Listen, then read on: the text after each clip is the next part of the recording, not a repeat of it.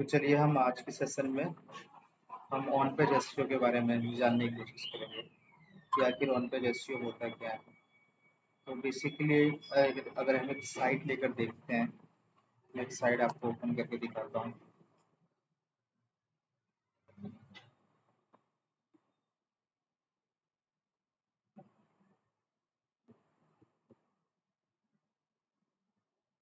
जैसे कि एक वेबसाइट है, तो आइडियली अगर हम एसईओ की बात करें, एसईओ में मोटा मोटी दो टाइप की एसईओ होती है। ऑन पेज एसईओ कहा जाता है, ऑफ पेज कहा जाता है। लोगों ने तो काफ़ी सारे उसके अंदर ऐड भी किए हैं, जैसे technical SEO, backlink expert, guest post expert. तो डिफरेंट डिफरेंट बाद में जाके उसके सब डिवीजन होते गए, स्पेसिफिकेशन होते गए। पहले तो ये था एक ऑन पेज एसईओ, एक ऑफ पेज एसईओ।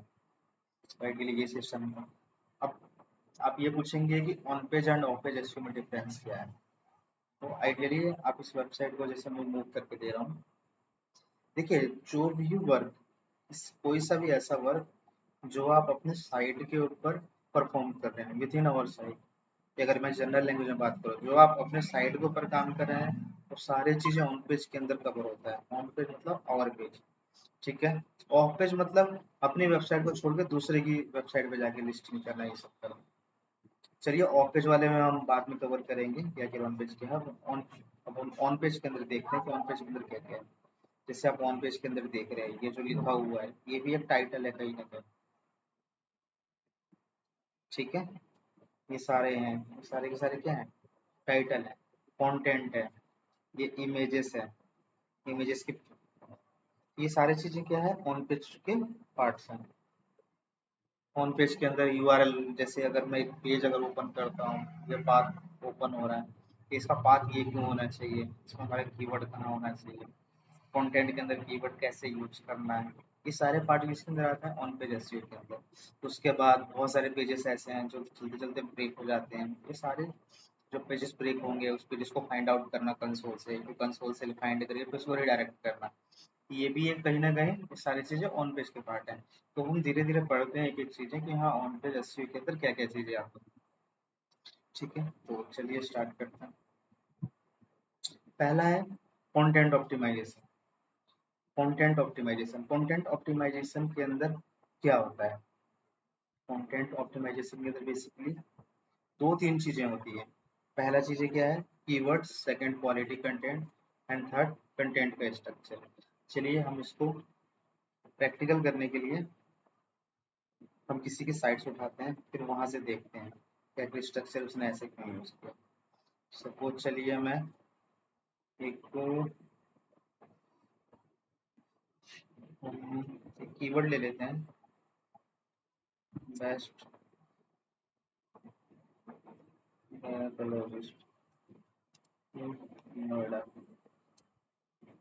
हम आपको दिखाते हैं या फिर कंटेंट ऑप्टिमाइजेशन क्या होता है।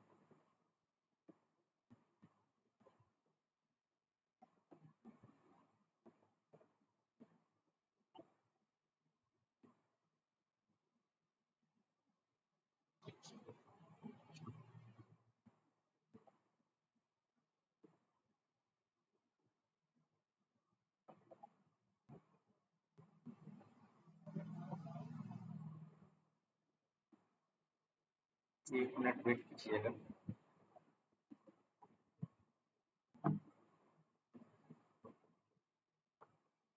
ठीक है, तो अब जैसे मैं एक वेबसाइट ओपन करता हूँ, ये ले लेते हैं क्लाउड नाइन का, टेक्टो का।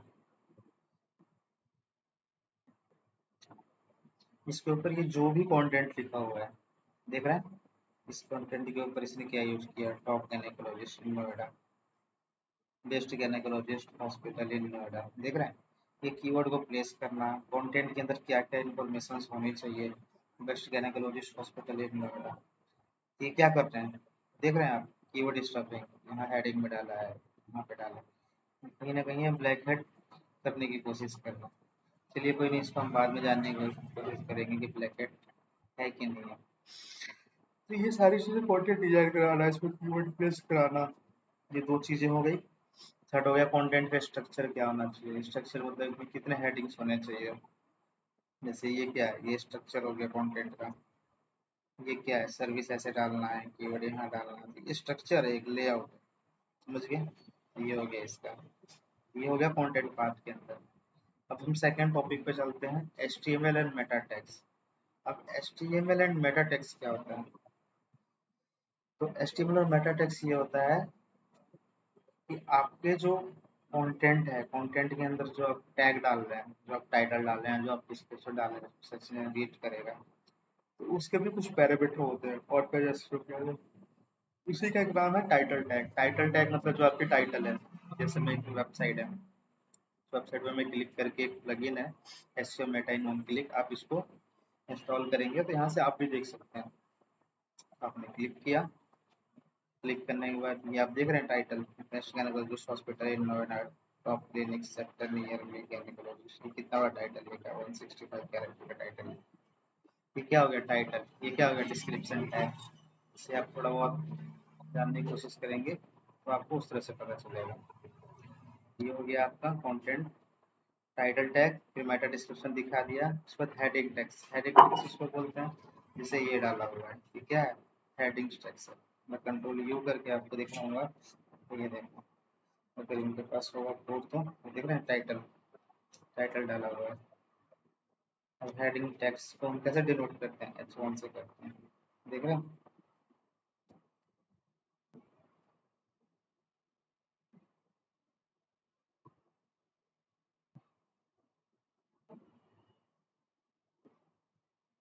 ये देखिए डोर स्टेप सर्विस, H5 में लिखा है, तो सारी चीजें क्या है, यही हेडिंग्स होते हैं। ठीक है, अब हम उसके आगे चलते हैं। हेडिंग्स के बाद क्या आता है, ऑल टेक्स्ट फॉर इमेजेस। अब देखिए कोई सा भी इमेजेस है, जैसे इस वेबसाइट के ऊपर कुछ इमेजेस चल रहे थे, इस इमेज को गूगल कैसे रीड करेगा, तो हम इसको रीड कराने के लिए हम इसमें ऑल टैग देते हैं, इमेजेस के पीछे हम नेम देते हैं, तो सर्च इंजन उसको वेरीफाई करे या सर्च इंजन उसको क्रॉलिंग मिले। समझ गए, किसी भी इमेज देखेंगे ना तो इमेज के बाद मिलेगा। तो ये हो गया आपका ऑल टेक्स्ट फॉर इमेजेस। अब थर्ड आता है SEO URL structure. URL structure के बारे में हम कल पढ़ेंगे। ठीक है, आज के लिए बहुत है, कल